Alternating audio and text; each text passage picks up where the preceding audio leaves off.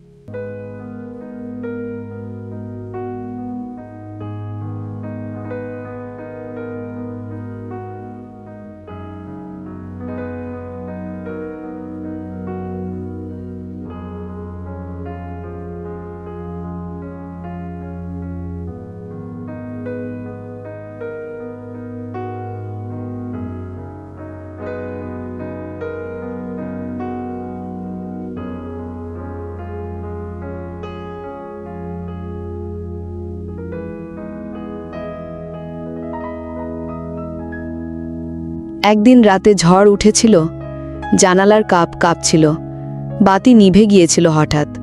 সেই অন্ধকারে তার পাশে এসে দাঁড়িয়েছিল অর্জুন। কিছু বলল না, শুধু ছায়ার মতো ঠান্ডা হাতে তার হাতটা ছুঁয়ে দিল। সেই ছোঁয়া কোনো শব্দের চাইতে অনেক বেশি বলেছিল। কোমলিকার শরীর অবশ হলে এলো, অথচ মন তখন ছেঁড়া দোলনায় দুলছিল। ভালোবাসা নাকি অধিকার ছাড়িয়ে গেল। দিনগুলি যেন পিয়ানোর মন্থর সুরের মতো কাঁপছিল, কখনো ধীর, কখনো গা শিউরে ওঠার মতো। কোমলিকার জীবনে এখন দুটি পুরুষ, একজন অতীতের অবহেলিত বাস্তবতা, আর একজন বর্তমানের ধাঁধা হয়ে দাঁড়িয়েছিল। অর্জুনের চোখে এখন একটা ভিন্ন চাওয়া দেখা যায়, যা শুধু স্নেহ নয়, শুধু প্রেমও নয়, তাতে ছিল কামনার ছায়া, অনুভবের অভ্যেস এবং শরীর স্পর্শে পৌঁছনোর নিঃশব্দ অভিপ্রায়। কিন্তু এখনও তারা কেউ কিছু বলেনি, কেউ কিছু করেনি। কোমলিকার ভেতরটা যেন বালির দেওয়াল, যত রোধ করেন তত ধসে পড়ে। বাড়ির পেছনে ছোট বাথরুমে কোমলিকা প্রতিদিন সকালে কাপড় কাচতেন। আজ সকালটা ছিল অদ্ভুত নিস্তব্ধ। অর্জুন তখন ঘরে পড়াশোনার কথা বলে উঠেছিল, কিন্তু তার পায়ের শব্দ থেমে গিয়েছিল সিঁড়ির কোণায়। কোমলিকা সেই দিন শাড়ি গুটিয়ে হাঁটুর একটু ওপরে তুলে নিয়েছিলেন, কারণ নিচে পানির চিৎ পাচ্ছিল। হাত ভোলে ফেনা আর ভেজা কাপড়ের ভাঁজে ভাঁজে শরীর যেন অলক্ষ্যে বৃষ্টির মতো বিজড়িত হচ্ছিল। গায়ের পাতলা ব্লাউজ আর পেটিকোট ভিজে গিয়েছিল কিছুটা, তাতে শরীরের রেখাগুলো ভেসে উঠছিল, যেন ছায়া আর আলোয় আঁকা এক ছবি। তিনি জানতেন না একটু দূরে অর্জুন দাঁড়িয়ে আছে, কিন্তু হঠাৎ যেন টের পেলেন কোনো এক দৃষ্টি তার গায়ের ওপর ঘোরাফেরা করছে। ভয় নয়, অস্বস্তি নয়, বরং এক অদ্ভুত উত্তাপ। তিনি মাথা না ঘুরিয়ে কাপড় কাচতে থাকলেন, যেন কিছুই বোঝেননি, অথচ তার মনের ভেতর তখন ঢেউ উঠছিল।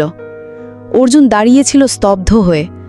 তার চোখে কৌতূহল ছিল, আকর্ষণ ছিল এবং একরকম সম্মোহন, যা এক নারীকে নতুন করে আবিষ্কার করে। যে নারী তাকে মা বলে ডাকেন, অথচ আজ তার সামনে ছিলেন একান্ত মানবী হয়ে। এই মুহূর্তটা দুজনের মাঝখানে এমন এক স্তব্ধতা তৈরি করল, যা কোনো শব্দে ভাঙা যায় না। কোমলিকা ফিরে তাকালেন না, কিন্তু তার মুখে এক চাপা হাসি ফুটে উঠেছিল। সেই হাসি ছিল স্বীকৃতির, ছিল এক শূন্য স্বস্তি, যা বলে দেন তিনি সব দেখেছেন, সব বুঝেছেন, আর তবু চুপ থাকবেন। বাড়ির পেছনে এক পুরনো পুকুর ছিল, যার চারপাশে ঝোপঝাড়। খুব কম মানুষই সেখানে যেত, তাই কোমলিকা মাঝে মাঝে খুব ভোরে সেখানে গোসল করতে যেতেন। আজকে সকালটাও তেমনই ছিল। কুয়াশা ধীরে ধীরে সরে যাচ্ছিল, আকাশের রং তখনও পুরোপুরি উজ্জ্বল হয়নি। শাড়ি আর ব্লাউজ খুলে শুধু পেটিকোট আর ছোট গামছা জড়ানো কোমলিকা পা ডুবিয়ে নেমে গেলেন পুকুরে। জল ঠান্ডা ছিল, কিন্তু তার গায়ে লেগেছিল এক ধরনের মায়া। প্রতিটি ছলাকা শব্দ যেন চারপাশের নিস্তব্ধতায় সুর তুলছিল। তার ভেজা শরীর, পানিতে কাঁপতে থাকা বুকের রেখা আর পেছন থেকে গড়িয়ে পড়া চুলের গোছা, সব মিলে সে যেন প্রকৃতির আঁকা এক জলজ মূর্তি। কোমলিকা জানতেন এই মুহূর্তে কেউ তাকে দেখছে না, তাই এক স্বাভাবিক ছন্দে নিজেকে মুক্ত করছিলেন। হাত দিয়ে গলা থেকে বুক পর্যন্ত জল ঢেলে নিচ্ছিলেন ধীরে ধীরে। ভেজা গামছা তার শরীরের বাঁকগুলোকে চাপা দিয়ে রেখেছিল ঠিকই, কিন্তু সেই চাপা রাখাতেই ছিল এক ধরনের আবেদন, এক প্রলোভন। কিন্তু পেছন থেকে ঠিক তখনই কারো নিঃশ্বাসের আওয়াজ শুনলেন। তিনি ঘুরলেন না, শুধু বুঝতে পারলেন কেউ বেঁকছে অনেকক্ষণ ধরে। বাড়ির মালিক দাঁড়িয়েছিল একটা গাছের আড়ালে, এক নিঃশব্দ সম্মোহনে বাধা পড়ে। তার চোখে ছিল না কুৎসিততা, বরং এক নিষিদ্ধ বিস্ময়, যেন সে এমন এক দৃশ্য দেখে ফেলেছে যা তার দেখার কথা ছিল না, কিন্তু চোখ সরাতে পারছিল না। কোমলিকা চুপচাপ নিজের স্নান শেষ করলেন, খুব স্বাভাবিকভাবে, কিন্তু ভেতরে এক তীব্র আলোড়ন নিয়ে। তিনি জানতেন তার শরীরে কি উঠেছিল, আর সেই অনুভব তাকে লজ্জায় ডোবায়নি, বরং একরকম জাগরণ এনে দিয়েছিল। কারণ এই দীর্ঘ অবহেলিত জীবনে কেউ একজন ছিল যে তাকে এমনভাবে দেখেছে, একজন নারী হিসেবে, প্রাণের সুর হিসেবে। যখন তিনি উঠে চলে গেলেন ঘরের দিকে, তখন তার হাঁটায় ছন্দ ছিল, আত্মবিশ্বাস ছিল। তার জানালার পর্দা আজ একটু কম টানা ছিল, কারণ সে জানত কেউ হয়তো আবারও তাকাবে, আর সেই তাকানো আজ আর নিষিদ্ধ মনে হচ্ছিল না। আমি মাঝে মাঝে নিজেকে আয়নায় দেখি আর নিজেই চমকে যাই। এই আমি? এই চোখের নিচে হালকা কালি, ঠোঁটের কোণায় চিন্তার রেখা, অথচ শরীরটা যেন দিনে দিনে আরও বেশি টান হয়ে উঠছে। কিভাবে এত আকর্ষণ জমে আছে আমি নিজেই জানি না। পুকুর পাড়ের সেই সকাল এখনও যেন শরীরের ভেতর ভিজে রয়ে গেছে। জানালার পর্দা সরিয়ে তাকালে আমি এখনও টের পাই ওই চোখ জোড়া, যেগুলো আমাকে নীরবে স্পর্শ করে গেছে। বাড়ির মালিকের সেই দৃষ্টি, তাতে লোভ ছিল না, ছিল এক গভীর কৌতূহল। আর আমিও তাকেই সেটা দেখাতে দিয়েছিলাম, ইচ্ছে করেই হয়তো, নাকি অজান্তে। কিন্তু আমি জানি সেই চোখ চোখালিতে দেখেছিল একজন নারীকে, যে অনেক দিন পর নিজেকে আবার জীবন্ত অনুভব করেছিল। অর্জুনের চোখ আলাদা, তার চোখে আগুন। ছেলে মানুষই প্রেম নয়, বরং তা চাপানো আগুন। আমি টের পাই যখন আমার ঘরের দরজার সামনে সে এক দৃষ্টিতে তাকিয়ে থাকে। কোনো কথা বলে না, কিন্তু তার নিঃশ্বাস আমাকে স্পর্শ করে ফেলে। আমি তার পাশে দাঁড়ালে আমার গায়ে লোম খাড়া হয়ে যায়, বুকটা ভারী লাগে। একদিন বিকেলে আমি ছাদে শুকাতে দিয়েছিলাম ভেজা কাপড়। পেছনে এসে দাঁড়িয়েছিল অর্জুন। কিছু বলেনি, শুধু একবার আমার চুলের ভেতর হাত দিয়ে বলেছিল, খুশকি থেকে যায়, সময় নাও। সেই স্পর্শে যেন আমার চামড়ার নিচে ঢুকে গেল, আর আমি ভেতর থেকে কেঁপে উঠেছিলাম। আমি জানি না আমি মা নাকি প্রেমে পড়া নারী। আমি জানি না সমাজ আমাকে কি নামে ডাকবে। আমি শুধু জানি দুই দিক থেকে দুই আগুন আমাকে জ্বালিয়ে দিচ্ছে। একদিকে এক পরিপক্ক সম্মান দৃষ্টি, আরেকদিকে এক অধিকার বোধে ভরা তীব্র আকাঙ্ক্ষা। আমি মাঝখানে শুধু নারী হয়ে। এক রাতের কথা আজও মনে পড়ে। খুব গভীর রাত, ঘরে লোডশেডিং চলছে, বাতাস নেই। আমি দরজা খুলে বসলাম জানালার কাছে। এমন সময় হঠাৎ দরজায় টোকা পড়ল। অর্জুন দাঁড়িয়েছিল, ঘেমেছিল পুরো শরীর। বলল, ঘুম আসছে না, একটু পাশে বসবো? আমি কিছু বলিনি। সে এসে চুপচাপ বসল। আমাদের মাঝে মাত্র 1 হাত দূরত্ব, কিন্তু সেই দূরত্ব ছিল না মনে, ছিল শুধু শরীরের সৌজন্য। হঠাৎ আমি তার হাতে হাত রাখলাম। আপনি বলে নয়, মা হয়ে নয়, এক নারী হয়ে। সে তাকিয়েছিল আমার দিকে। তার চোখে ছিল গুঞ্জনের মতো প্রশ্ন, আর আমার চোখে ছিল তৃষ্ণার মতো নীরব সম্মতি। তবে সেদিন আমরা কিছু করিনি, শুধু চুপচাপ একে অপরের পাশে বসেছিলাম, যেন দুটি আগুনের মুখোমুখি বসে থাকা, যেখানে কেউ কাউকে ছুঁয়ে দেয়নি, তবু পুড়িওনি, এমন কিছু নেই। একটি নতুন সন্ধ্যা এসেছিল। বাড়ির মালিক অনন্তদা একটি পুরনো কবিতার বই নিয়ে নেমে এসেছিলেন। বললেন, এই যে শুনেছি আপনি সাহিত্য ভালোবাসেন, এই বইটা মনে হয় আপনার পছন্দ হবে। কোমলিকা হাতে নিয়ে বইয়ের পাতায় পাতায় আঙুল বুলালেন। অনন্তদা পাশে বসে পড়তে শুরু করলেন তার প্রিয় কবিতাগুলো। কণ্ঠস্বর ছিল মিষ্টি, শান্ত। প্রতিটি শব্দ যেন বাড়ির দেয়ালে আঁকড়ে পড়ছিল। কোমলিকা শুনছিলেন, কিন্তু মনের ভেতর অর্জুনের ছায়া ঘুরে বেড়াচ্ছিল। এই দুই পুরুষ, একজন তার ভেতরের আগুনকে স্পর্শ করছে, আরেকজন তার মনের শান্ত বাগানে জল দিচ্ছে।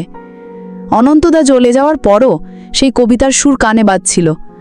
সেটা কি শুধুই সাহিত্যের প্রতি ভালোবাসা, নাকি এই পরিপক্ক মানুষটির প্রতি এক নীরব টান? কোমলিকা আবার আয়নার সামনে দাঁড়ালেন। এবার প্রশ্ন ছিল আরও গভীর। তিনি আসলে কি চান? উত্তেজনা নাকি প্রশান্তি? নিষিদ্ধের আগুন নাকি সম্মানের উষ্ণতা? এই দ্বন্দ্বই তাকে প্রতিদিন নতুন করে কুড়ে কুড়ে খাচ্ছিল। আমি যত নিজেকে ধরে রাখি, তত আমার ভেতরে কিছু ছিঁড়ে পড়ে। অর্জুন এখন আর আগের মতো নয়। তার চোখে একটা নির্ভরতা এসেছে, কিন্তু সেই নির্ভরতা যেন আমার শরীর চায়, আমার নির্ভরতা চায়, এমনকি আমার অসহায়তা পর্যন্ত চায়। আমি টের পাই তার চোখ খালি প্রেম খুঁজে না, তার দৃষ্টি আমার নাভির নিচে আটকে থাকে, আমার কাঁধের লেপ্টে থাকা চুলে, আমার চলাফেরার গ্রাণে। আর আমি বারবার নিজেকে বোঝাই, আমি তার মা, যদিও নামে মা। আমি একজন স্ত্রী, যদিও স্বামীর ছোঁয়া ভুলে গেছি গত কয়েক বছর ধরে। আর আমি নারী, এটাই সবচেয়ে সত্যি হয়। একদিন দুপুরে বাড়িতে কেউ ছিল না। গরমে ঘেমে যাচ্ছিলাম, রান্নাঘরে কাজ করছিলাম, শাড়ি কোমরে গুজে রেখেছিলাম। পেছনে এসে দাঁড়িয়েছিল অর্জুন। আমি চমকে উঠিনি, কারণ এখন তার উপস্থিতি আমি আগেই টের পাই। হাওয়ার মধ্যে, নিঃশ্বাসে, স্পন্দনে। সে কিছু না বলে আমার পাশে দাঁড়ালো, আমার হাতের পাশে রাখা কলার খোসা সরিয়ে দিল। ছোট্ট এক মুহূর্ত, কিন্তু তাতে এমন এক নিঃশব্দ যোগাযোগ হলো, যেন ও বলল, তুমি আমার, শুধু একবার বলো আমিও তোমার। আমি মুখ ফেরালাম না, কিন্তু আমার বুকের ভেতর ঢেউ উঠছিল। সেদিন রাতে আমি আয়নার সামনে দাঁড়িয়েছিলাম, শাড়ি বদলাচ্ছিলাম। হঠাৎ দরজা খুলে অর্জুন ঢুকে বলল, ঘরে বই খুঁজছি। কিন্তু সে থমকে গেল। আমি শুধু তাকিয়ে রইলাম, কোনো কথা না বলে, কোনো কাপড় না গায়ে তোলার তাড়া না দিয়ে। সে চোখ নামিয়ে নিল, বলল না কিছুই, কিন্তু তার চোখ দুটো আমাকে ছুঁয়ে চলে গেল। আমি জানি সে আর আমি এখন আর দূরে নেই।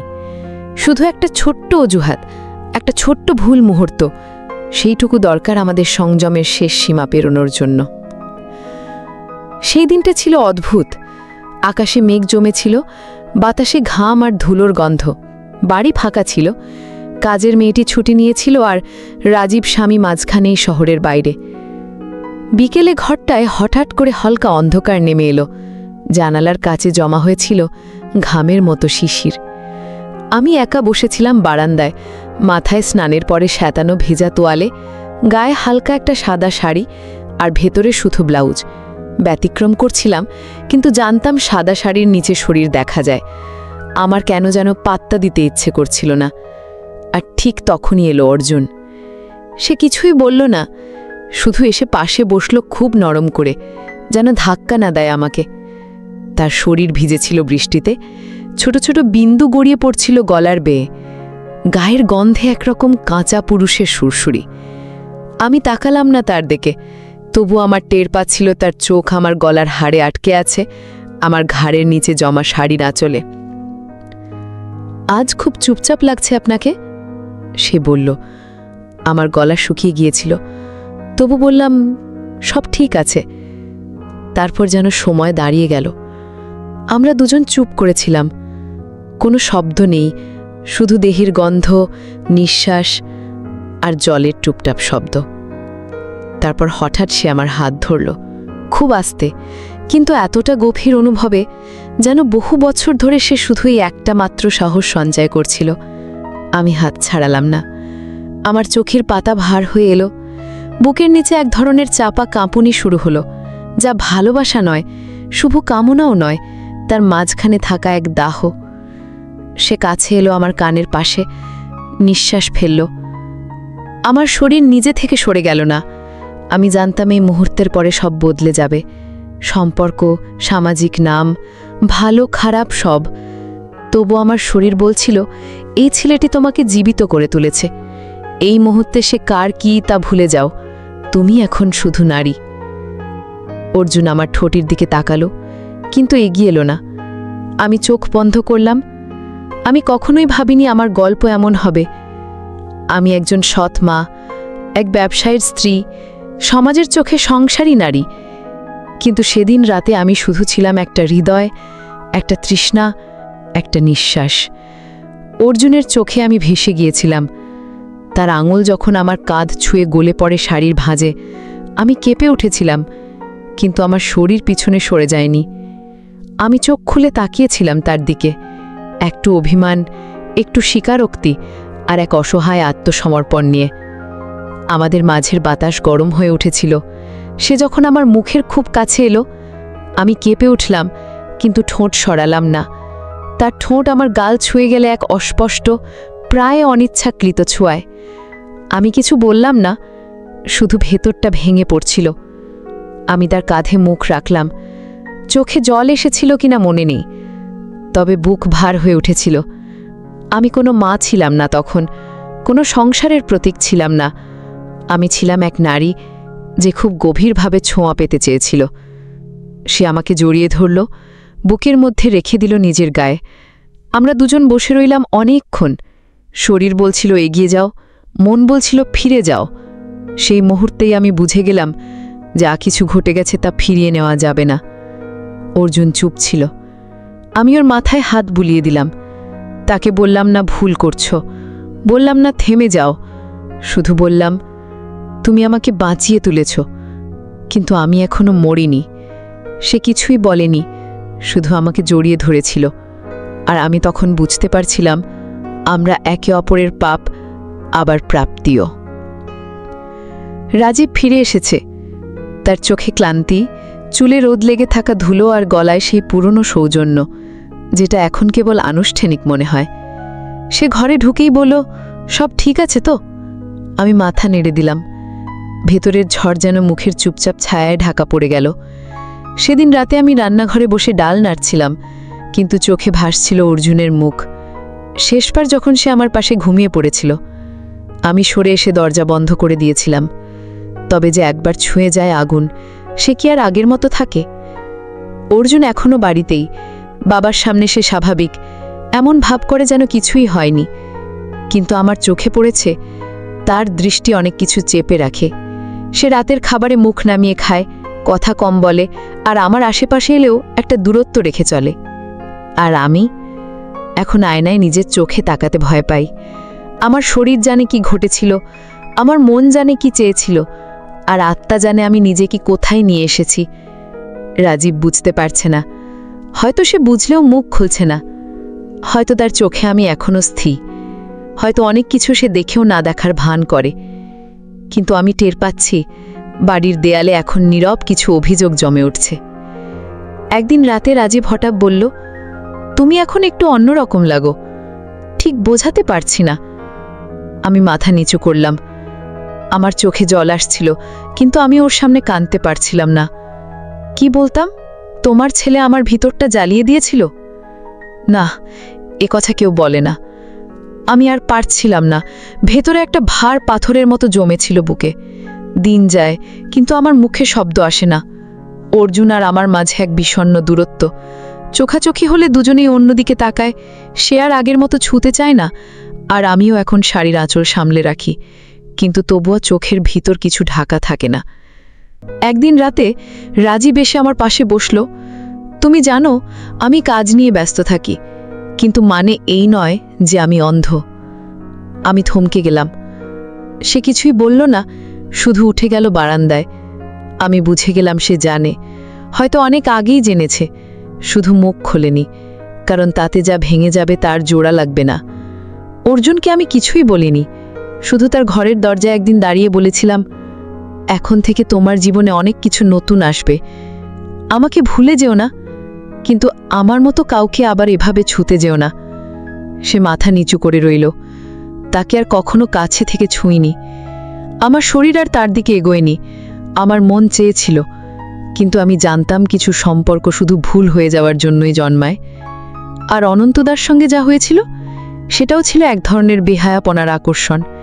সেদিন পুকুরে যখন আমি একা গোসল করছিলাম, সে দূর থেকে দাঁড়িয়ে তাকিয়েছিল। আমার সাদা ব্লাউজ ভিজে গিয়েছিল।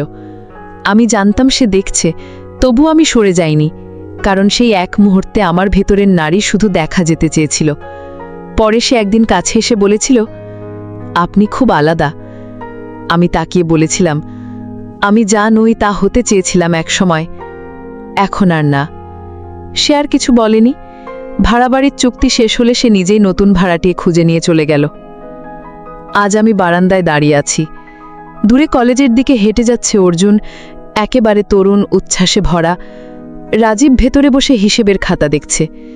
আমি আয়নার দিকে না তাকিয়ে জানালা দিয়ে বাইরে তাকাই। একটা কাক উড়ে গেল ছাদের ওপর দিয়ে। আমার ভিতরে যা হয়েছিল সবকিছু এখন নীরব স্মৃতি। না ছুঁই, না বলি, না লিখি কোথাও। তবু অর্জুনের নাম শুনলে বুকটা হালকা কাঁপে। আমি জানি ভুল করে ফেলেছিলাম, তবে সেই ভুলে একবার নিজের অস্তিত্বকে ছুঁতে পেরেছিলাম। এখন আমি শুধু বৃষ্টির গন্ধ পাই আর ভাবি জীবন এমনই, কখনো পুকুরের জলের মতো স্বচ্ছ, কখনো ঝড়ের রাতের মতো গভীর। কেউ চলে যায় ছায়ার মতো, কেউ থেকে যায় দাগ কেটে। আমি কমলিকা, একজন সৎমা, একজন স্ত্রী, একজন নারী।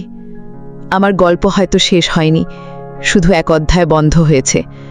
আগামীকাল আবার সকাল হবে, আবার আয়নার সামনে দাগাবো, ভেঙে যাওয়া জিগসার টুকরোগুলো জোড়া লাগানোর চেষ্টা করব। হয়তো পারবো, হয়তো পারবো না, তবু এই সংগ্রামই তো আমার বেঁচে থাকার প্রমাণ।